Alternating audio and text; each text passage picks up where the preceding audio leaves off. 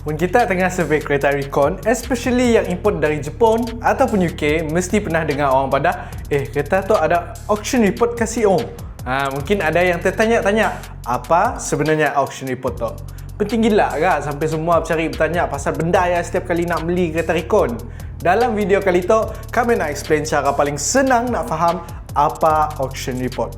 Kenanya penting gila, kami akan share sikit cara baca report ya, and beza kereta recon dari Jepun dan UK. Mungkin kita tengah plan nak beli kereta recon, video tu mungkin boleh menyelamat kita dari kita rugi ratus ribu ringgit if kita tersalah beli. Tapi sebelumnya, mungkin kita suka konten automotif yang ringan dan senang difaham, jangan lupa subscribe channel tu.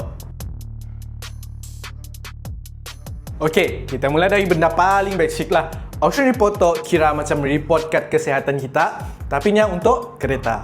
Maknanya, nya macam satu dokumen yang boleh nunjuk kat kita sama ada kereta tu sihat ataupun si. Pernah sakit kasih ataupun masih dalam keadaan tip-top kasih. Dari mana datang report tu? Report tu disediakan oleh pihak lelong. Biasanya oleh orang yang profesional yang akan cek kereta dari A sampai ke Z. Dalam report ya ada semua maklumat lengkap yang kita perlu tahu pasal kereta ya. Contoh, grade keseluruhan kereta, mileage asal, record accident, mun pernah lah. Laporan pasal interior dengan exterior, semua sekali. Sebab biarlah pada tadi, auction report tu sama macam kad kesihatan. Semua benda tertulis dalamnya. Jadi, bila kita nak beli kereta recon, auction report tu lah yang beri kita keyakinan dan transparansi supaya kita tahu keadaan sebenar kereta ya. Jom kita bahas pasal Jepun lagi. Negara Jepun tu memang terkenal dengan sistem lelong kereta sidak yang teratur, telus dengan profesional. Antara lelongan besar di sini, USS ataupun Used Car System Solutions, TAA Toyota Auto Auction, JU Japan Used Car Dealer Association Auction dengan HAA Hanaten Auto Auction. USS tu antara lelongan paling besar di Jepun. Sistemnya pun yang paling ketat sekali. TAA tu pula dimiliki oleh Toyota. Jadi kebanyakan kereta dalamnya datang terus daripada dealer. Sebab ya conditionnya memang tip-top. JU tu pula lelongan umum, ada pelbagai jenis brand dan juga model. Jadi pilihan pun banyak lagi. HAA tu pula lebih fokus pada kereta premium dengan sport model lah. Jadi, setiap kereta yang masuk dalam sistemnya akan diperiksa ketat oleh sidak pakar yang memang tugasnya ngecek kereta satu persatu. Sidak tu akan periksa body condition, enjin, nombor chassis, bahagian dalam kereta dengan record servis mun ada. Lepas ya, semua maklumat tu direkod dalam auction sheet yang lengkap. Mungkin kita pernah nanggak auction sheet, tu kami tunjuk contoh. Macam yang kita nampak di sini, bukan sekadar info semata-mata, tapi ada juga lakaran kereta ya, tunjuk part mana yang pernah diganti, ada kemik ataupun pernah aksiden kasih. Yang bestnya, pembeli boleh tengok sendiri auction sheet tu sebelum beli kereta. Semua maklumat direkod dengan jujur sebab Jepun memang ketat bab integriti dengan sistem sidak. Ya, sebabnya kena ramai orang suka beli kereta recon daripada Jepun sebab keyakinannya yang tinggi.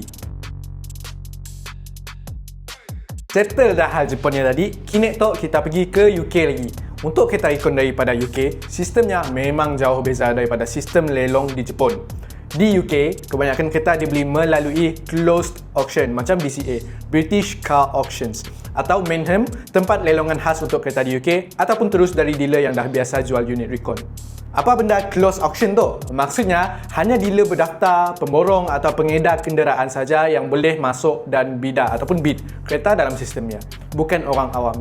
Contohnya, kereta-kereta yang datang daripada leasing company, fleet company ataupun trade-in akan dijual semula melalui platform besar macam BCA ataupun Manheim. Dealer yang dah ada akaun dengan BCA ataupun Manheim boleh tengok senarai kereta, semak laporan condition, lepas ia bidar harga secara online. Dealer yang menang bidar, kereta akan dibeli, diperiksa dan selalunya dihantar ke luar negara. Tapi masalah besarnya, UK tu set dah sistem standard auction sheet macam Jepun yang kemas dan teratur ya. Kadang-kadang memang ada juga report pemeriksaan disertakan, tapi bukan semua kereta ada.